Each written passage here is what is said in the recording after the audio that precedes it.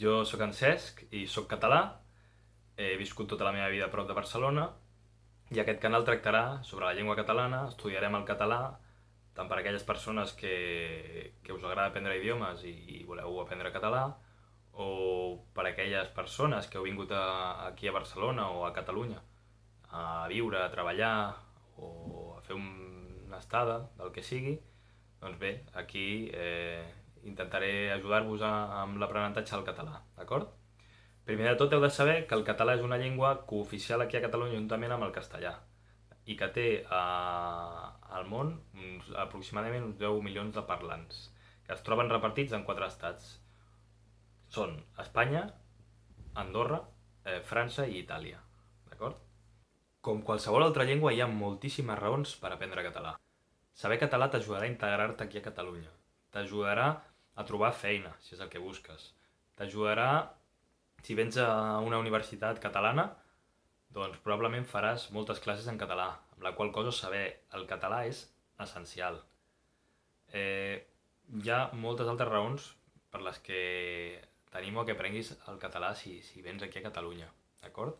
A més, a nosaltres, els catalans i les catalanes, doncs ens agrada i ens sorprèn gratament que algú nouvingut doncs, faci l'esforç d'aprendre el català, que és una llengua que ens estimem molt, d'acord? En l'actualitat hi ha 9 llengües romàniques, sent el català una d'elles. Aquestes 9 llengües romàniques són el castellà, el galaico-portuguès, el francès, l'italià, l'occità o provençal, el romanès, el sard, el retoromànic i la novena tenim que és el català. D'acord? El català és una llengua, doncs, que prové del llatí popular, que es parlava a les classes populars, no pas del llatí culte. Està documentat que l'origen del català es troba entre els segles 8 i 10. I concretament va néixer a una zona de Catalunya, una part de Catalunya, a Andorra i a la Catalunya del Nord, que ara mateix correspon al departament francès dels Pirineus Oriental.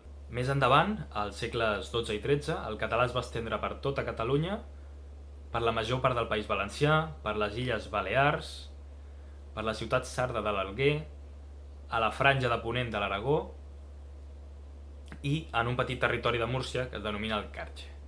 I d'aquesta manera, la frontera lingüística del català va quedar establerta fins avui dia. El català és una llengua que també presenta dialectes. El grau de variació entre aquests dialectes és poc respecte a d'altres llengües on sí que els dialectes es diferencien més. Els dialectes del català, doncs, es poden agrupar en 2 blocs. Els dialectes de català oriental i els dialectes de català occidental. Com a català occidental tenim els següents dialectes: el rossellonès, el balear, l'alguerès i el català central, que és el que parlo jo. Pel que fa al català oriental, els dialectes orientals en són 2, el valencià i el lleidatà o nord-occidental.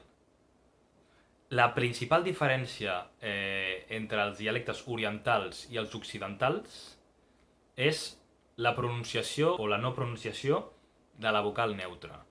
Això ja ho veurem més endavant en un altre vídeo.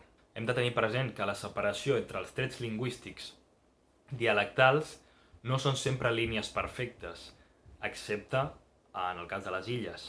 Per tant, és difícil dir o delimitar on comença exactament, concretament un dialecte i on acaba un altre. Bé, nois, ja hem arribat al final del vídeo. Espero que us hagi agradat i que hàgiu après una miqueta més sobre l'origen del català i els seus dialectes. I us espero a la propera, d'acord? Vinga, fins aviat!